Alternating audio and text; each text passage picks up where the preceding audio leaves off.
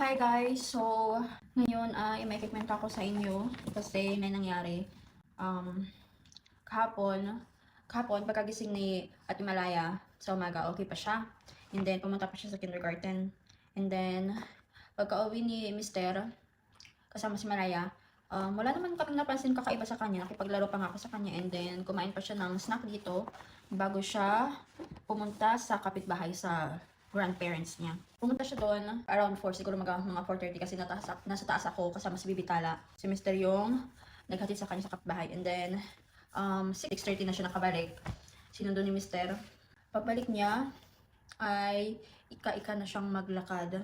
So, I'm not sure what happened, pero sabi ng parents ni Mister, wala naman daw nangyari sa kanya doon, hindi siya nadapa or natapilok.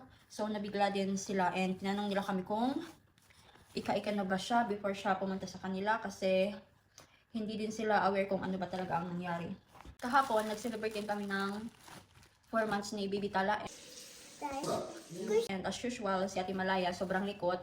Lakad pa rin ng lakad kahit nahihirapan ng tumayo, ng makinig na umupo. Lakad pa rin siya ng lakad. Masigla pa rin siya. Parang normal lang, except na lay na siya. Hindi siya umiiyak. Parang wala lang sa kanya. Tinatanong ko siya kung may masakit ba sa kanya, kung saan masakit, etc. Yung tinuturo niya ay yung right leg niya. Minsan tinuturo niya yung hita niya and then yung tuhod niya. So I'm not sure kung alin ba talaga mismo yung masakit. Pero I'm sure na sa right leg niya yung masakit kasi yung tinuturo niya. And napansin din namin na yung right leg niya yung may problema pang naglalakad. Kanina, pagkagising niya sa umaga, usually, sobrang ingay niya kapag nagigising kasi sipa siya ng sipa. Kanina nung nagising siya, quiet lang siya kasi hindi na siguro nakasipa. Ubo lang siya ng ubo kasi may ubo at sipon pa siya. So pumunta na doon si Mr. kasi nag-work from home siya kaya siya yung sumundo sa kanya sa taas. Sabi niya nag-worse daw yung binti ni Malaya kasi hindi na siya makapaglakad. Nakakatayo pa siya pero hindi na siya nakakalakad kasi yung right leg niya is nakabend na. So parang left leg siya nakatayo tapos support na lang yung right leg niya. Bukan pa niyang makalakad pero sobrang hirap na talaga kaya binubuhat na lang namin siya and hindi pa rin siya umiiyak. So I'm not sure talaga kung ano nangyari sa kanya kasi parang wala siyang pain na nararamdaman. Tapos parang normal lang talaga siya. Kumakain pa rin naman siya. Ay hindi talaga kami sure kung ano nangyari sa kanya. So by the way, wala pala kaming nakitang pasa sa legs niya or kahit sa banda. Wala ding sugat and then hindi din namamanas or hindi din nagsiswell. So nakita ka talaga kami. Tapos nag-decide na si Mister na tumawag sa pedia niya para tanungin kung ano ba nangyari and then pinapunta sila doon. Sabi ng pedia baka daw side effect ng lagnat kasi nagkaroon din siya ng problema sa mata. So, kinunan siya ng dugo para i-test kung may infection ba yung dugo niya. And based sa result, okay naman yung dugo niya. So, pinapunta sila sa Lubiana para mas ma-check doon kung ano ba talaga nangyayari. Nag-text sa akin si Mister na kasi daw sila i-x-ray and then tinanong ko siya kung may nakita ba sa kanya. Tapos sabi hindi pa daw sure, baka daw may inflammation and then fluids. Tapos nagtaka ako kasi hindi naman swelling yung legs niya, parang normal lang. Hindi halata na may pilay kasi parehas lang naman yung itsura sa kabila. So, nang tapos na sila sa x-ray, sabi niya, pupunta naman sila sa orthopedist para i-check si Malaya. And then, sabi pa nga niya, hopefully daw di sila doon magstay. Kaso, pagka ilang sandali lang, sabi niya, magstay daw sila sa hospital and he will let me know na lang daw. Hintay ko na lang yung balita ni Mister kasi nandun pa sila. So, hopefully talaga lahat ay okay kasi nag-worry kaming lahat para sa kanya kasi parang hindi naman bothered si Malaya, parang wala lang sa kanya kasi sobrang likot pa rin. Yun nga lang, hindi na siya makagalaw ng normal. So, tumawag na sa akin kanya si Mister. Actually, nakadalawang update na siya. According sa result ng x-ray ay may inflammation and fluids si Malaya. So, pumunta sila sa orthopedist para i-test yung fluid ko, may bacteria ba, and yun nga, meron nga positive nga, and I'm still confused and clueless kung paano niya nakuha yung bacteria and tinanong ko si Mr. about nun. Wala din siyang alam. Iwan ko kung tinatanong ba niya yun sa doktor. So ngayon, kailangan nilang kumuha ng room. Kailangan ni Malaya i-admit sa hospital. Is naman sa itsura ni Malaya kapag tumatawag sa Mr. mukha naman siyang okay. Buhat-buhat siya palagi ng daddy niya kasi hindi naman siya makapaglakad. Tinanong ko si Mr. kung mga ilang days ba siya ma-admit. Sabi niya, baka daw 1 week. Ito na nga yung nangambahan ko kasi si Baby Tala sobrang bata pa. So, hindi ko alam kung ano bang mangyayari dito. Hindi naman pwedeng iwan si Baby Tala. So, sabi ni Mister, siya lang daw muna ang nag-handle kay Malaya. So, nagbiro pa nga siya. Sabi niya, long distance na naman daw kami. except na hindi siya pupunta sa Dubai. Nakulat talaga yun. And then, tinanong ko nga siya kung paano ba to kasi may work din siya. And then, sabi niya mag-take na lang daw siya ng vacation and then siya na lang kasama kay Malaya sa hospital. Kasi daw sobrang bata pa. May tiwala naman ako sa kanya kasi super hands-on siya kay Malaya and I know he can handle everything. Nakakapag-communicate siya kasi Slovenia so easy lang. But hindi ko pa rin maiwasang mag-worry kasi ako ang nanay and ako dapat yung nag-aalaga sa kanya. Pero yun nga, kasi baby tala sobrang late din. So, ewan ko kung ano mangyayari. Ewan ko din kung nabibisit ako kasi Ate Malaya kasi I'm not sure kung pwede kong iiwan si baby tala sa in-laws ko or magpalitan kami kasi baka may kailangan silang gawing test kay Malaya and ewan ko kung mag-i-English sila kasi hindi naman lahat ng nurse and doctor dito sa Slovenia ay nag-i-English kasi nung nasa maternity hospital ako surviving lang ako nun kasi hindi ko sila maintindihan. Buti na lang may mga nurse and then may mga doctor din na nag-i-English pero mostly sa kanila hindi, especially yung mga matatanda na.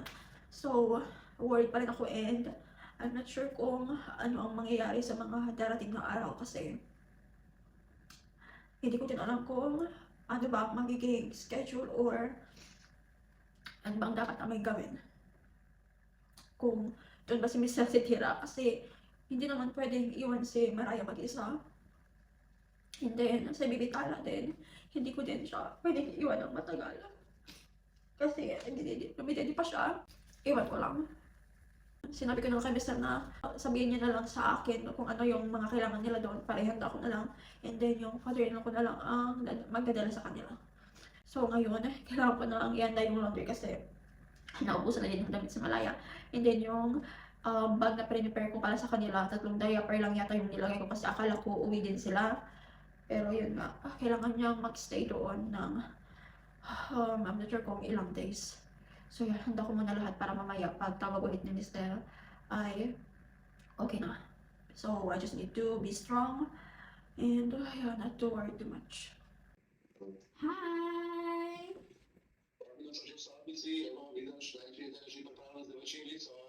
Yeah? So she has clothes there, Mashmai?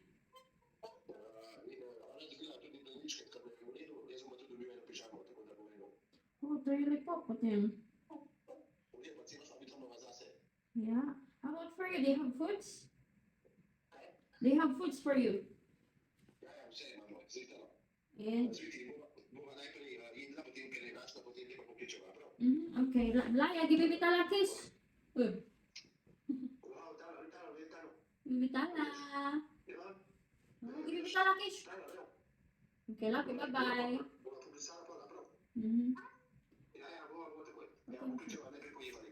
Okay, love you. Bye-bye. So guys, nakabook na si Mr. ng room and sabi niya, provide na sariling pajama and then also diaper which is good and then also foods and for him as well. So thank God and yeah, provided lahat. So right now, less problem and hopefully Malaya will, get better soon. Oras dito ay mag-alas 6 na. So nag-send si Mr. ng picture ni Malaya and so far ako naman siyang masaya. And yeah, Slovene food. So, for sure, gustong-gusto niya to kasi sa kindergarten, Slovene foods din yung kinakain nila.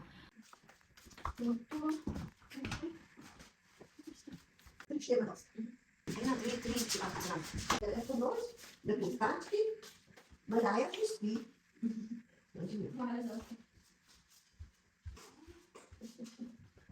Yeah, sure. Hi! Do you want to say hi to Baby Tala? Hi! Baby Tala misses you already. Can you just explain to me what happened to her? What did the doctor say? Don't know how it goes by blood, but they don't know why it should get infection. What do you mean? It goes by blood? I mean, it goes by blood, so that's why. They don't know what the reason for infection. No, Could it be something that she ate, she drank? no, no. So they're not sure how. It's not usually they don't know it. Okay, and But is there any improvement with her legs or it's getting worse or what? No, her legs are the same, but now because they, like I said, the arms don't want to outside. But it's not swelling. No, it's not. Now they will check for which bacteria are not inside, and then we will get the proper antibiotics. Which part of the leg is it? Is it the hips, knee, in the hip? Oh, okay. Hi guys! So nahatid na ng sister and brother-in-law ko ang mga gamit na ni-request ni Mister. And ngayon ang unang business na hindi dito matutulog si Ate Malaya kasi yun nga nasa hospital siya. And also natutulog na rin ngayon si Baby Tala. Finally kasi 12:30 na ng madaling araw. So it's very late na. And pasensya na rin kung maingay yung dishwasher namin. Tanong ko nga si Mister kung ano ba talaga ang condition or nangyayari kay Malaya kasi clueless ako kanina. Hindi talaga klaro kung ano bang pinagsasabi ni Mr. Hindi niya i-explain. So, ang ginawa ko, nag-consult ako kay Dr. Chat GPT, ang bago nating best friend. So, sinabi ko doon kung ano ang result ng scanner ng x-ray, which is inflammation, fluids, and also my bacteria according sa result. Ay, natanong ko ulit si Mr. kung ano bang sabi ng doktor. Sabi niya ay, ang tawag daw sa sakit ni Malaya ay hip arthritis. Tapos, yun nga, sinabi ko yun kay ChatGPT and sabi niya, kapag sinabi ng doktor na hip arthritis, ang ibig sabihin nito ay septic arthritis sa hips. Hindi ito ang pangmatanda na arthritis, so different yun. And then, ano daw ba ang ibig sabihin ng hip arthritis sa 2-year-old?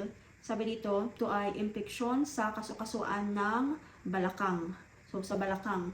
Ang akala ko is nasa hita or sa tuhod kasi kapag tinatanong ko si Malaya kung anong masakit, ang tinuturo niya ay yung hita or minsan tuhod. So, I'm not sure kung baka hindi lang siguro siya marunong mag-express pa kasi sobrang bata pa. And then, another one ay may bacteria sa loob ng joint na nagdudulot ng pamamaga at fluid, which is yun ang result ng x-ray na ginawa sa kanya. And then, sabi dito, emergency ito sa bata dahil pwedeng makasira ng joint kung hindi maaagapan. Like I said kanina, pag-uwi niya ng kindergarten, okay pa siya. Pumunta siya sa grandparents niya around 4:30. Sabi nila, after that, nagsimula na siyang maglakad ng paika-ika. And then, pag-uwi niya dito, around 6:30, kasi kakain kami ng dinner, dun na talaga siya, like, nung nakita ko siya, parang pilay na talaga siya. Nakakapaglakad pa siya, mabilis pa siyang maglakad kahit pilay-pilay na. Kaso, yun nga, hindi na siya makalakad ng tuwid. Sabi dito, bakit daw ba ito nangyayari?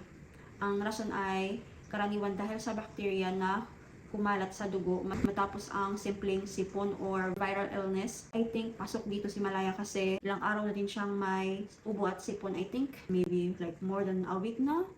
Almost 2 weeks na siguro kasi pabalik-balik lang since taglamig dito, winter pa.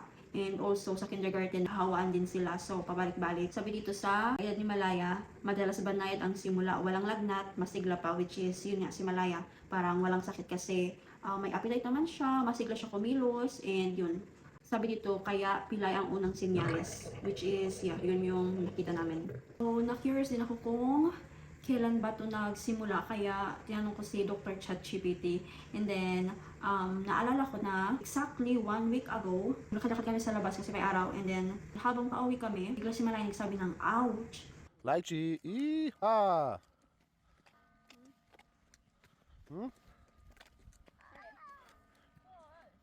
Mamamasa ni Chivachki, okay.